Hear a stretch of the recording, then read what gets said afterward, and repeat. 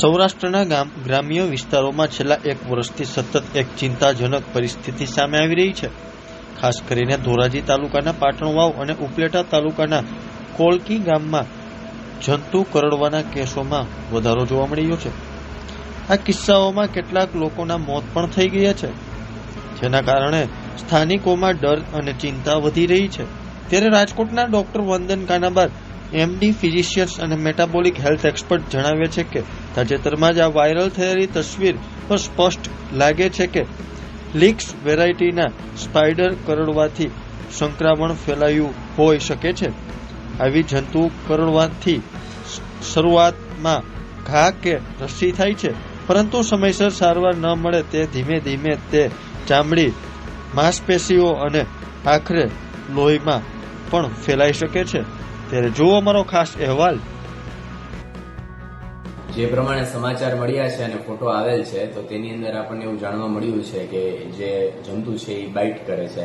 એ જગ્યાએ પછી ત્યાં ઇન્ફેક્શન, પરવું ફોલા થઈ જાય છે, ધીમે ધીમે આખા શરીરમાં ફેલાઈ, કિડની ઉપર અસર આવે અને મૃત્યુ પણ થતું હોય છે.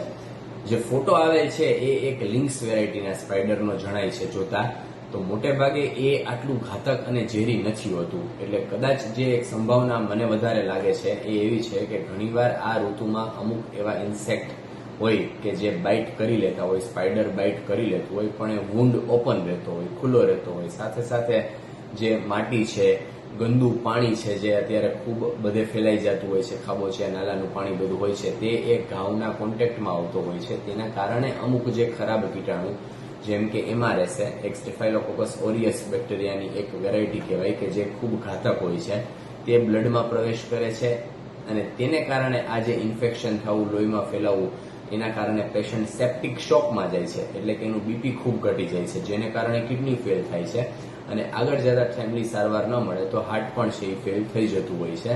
તો આ બધા લક્ષણો આ કેસમાં છે એ આ રીતે આપણને જોવા મળતા હોય છે. તો ખાસ કરીને જ્યારે આ રીતના કોઈ બનાવ બને છે અને કોઈ ઘાવ હોય છે, કંઈ જંતુ કરડી જાય છે, તો પહેલા તો એ જગ્યાને આપણે સ્વચ્છ રાખીએ. કોઈ પણ અત્યારે ગામમાં છે ડેટોલ સ્પિરિટ છે એ બહુ ઇઝીલી મળી જતું હોય છે, તો એનો ઉપયોગ કરી અથવા તો ઘરેલું જ આપણે છે ને એ રીતે સ્વચ્છ રાખીએ. એને કોઈ ગંદવાડ સાથે કોન્ટેક્ટમાં ન આવવા દઈએ. જરા પણ એવું લાગે કે ત્યાં દુખાવો થાય છે અથવા તો પરવું ભરાતું હોય એવું લાગે છે, તાવ આવે છે, તો તાત્કાલિક લોકલ CHC, PHC નો સંપર્ક કરવો અને ત્યાં ડોક્ટરને મળવું અને યોગ્ય સારવાર લેવી.